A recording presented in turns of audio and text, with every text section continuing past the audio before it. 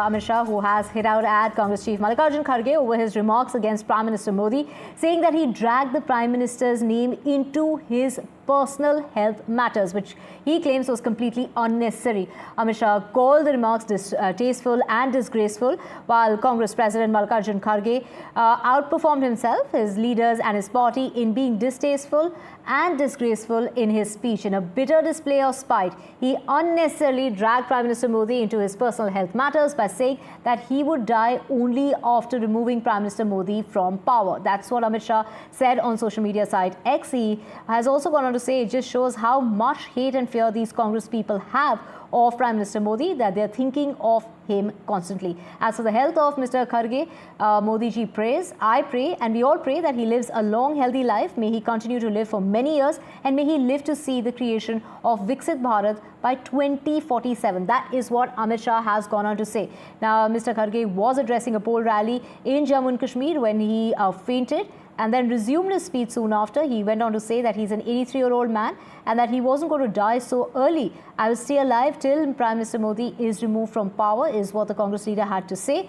I wanted to talk, but due to dizziness, I had to sit down. And that is what it was said by Mallikarjun Kharge. And we have, let's just listen in to what really was said. State food का तो मैं बोला हूँ, state food जरूर देंगे और उसके लिए हम जरूर लड़ेंगे, चाहे कुछ भी हो। मैं ऐसा ही छोड़ने वाला नहीं। अब मेरे को तो 83 इयर्स चल रहे, इतना जल्दी मरने वाला नहीं हूँ। जब तक मोदी को नहीं हटाएंगे तब तक मैं जिंदा ही रहूँगा, आपकी बात सुनूंगा, आपके लिए लड़ूंगा।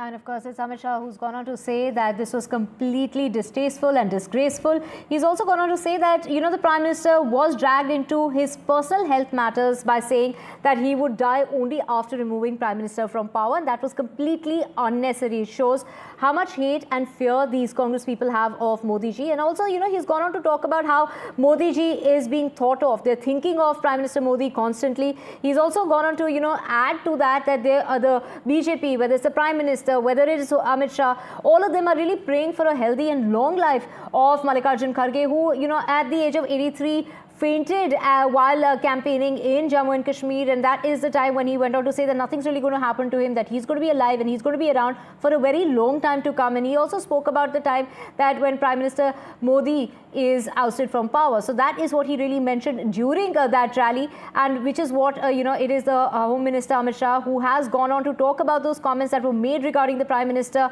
that he would stay alive till the Prime Minister is not removed from power, as something which is completely distasteful and disgraceful. He's also gone on to speak about how the Congress party is forever in fear and forever hateful of the BJP. In fact, they're constantly thinking of the Prime Minister and lashing out at him as well. So those are, you know, the comments that have been made by Amit Shah. He's taken to social media in order to express, you know, his reaction to what was really said by the Congress president when he resumed his speech after he fainted at that poll rally which was taking place in Jammu and Kashmir. He went on to say that he's an 83-year-old man, that he wasn't going to die so early. He went on to say that he will stay alive till Prime Minister Modi is removed from power. I will listen to you, I will fight for you.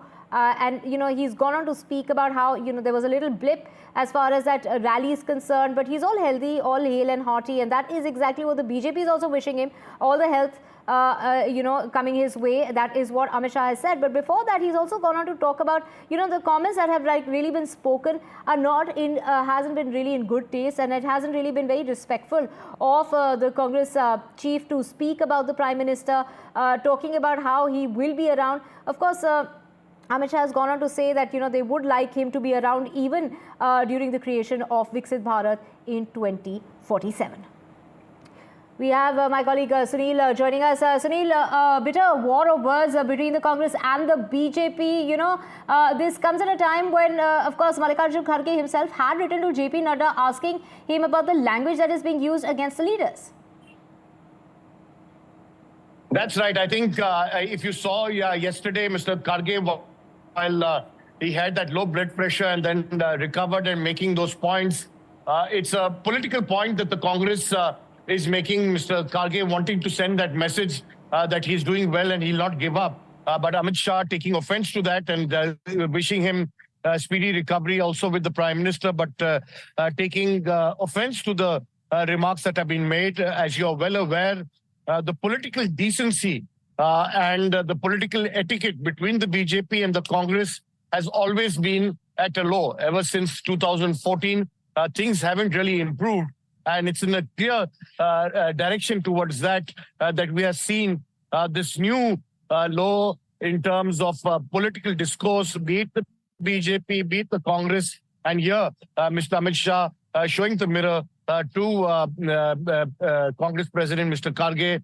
But definitely, both have concerns. Both can say that you have done the same. And it's definitely for the people to judge. But Mr. Kharge making that big political point after taking ill at a rally in Jammu and with more blood pressure, and saying that he will continue to fight against Prime Minister Modi until he's out of power. Right, Mallikarjun Kharge also spoke about how they're in fear and in hate of Prime Minister Modi and how they are constantly thinking of him. That's right. In that 30-minute speech, there were huge remarks that were made in the context of what is happening. So it's in that the political standpoint that both the Congress as well as the BJP have really found a new low in terms of how things have progressed.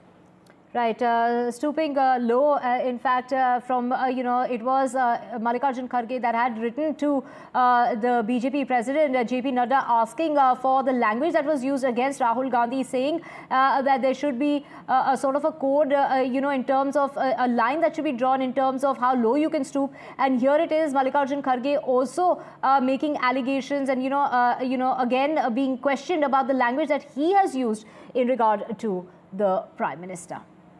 Well, Sunil, take us through, what is the BJP really saying when it comes to Mallikarjun Kharge and the words that were used against the Prime Minister during that rally. Was that, something that could have been done away with? I mean, the BJP is saying that it was absolutely unnecessary to drag the Prime Minister into his health situation. Well, you have to put it in context. This is a political rally. That was yesterday was the last election rally in the Jammu region, where the Congress was pitted against the BJP. It's a do-or-die battle for them in the state of J&K.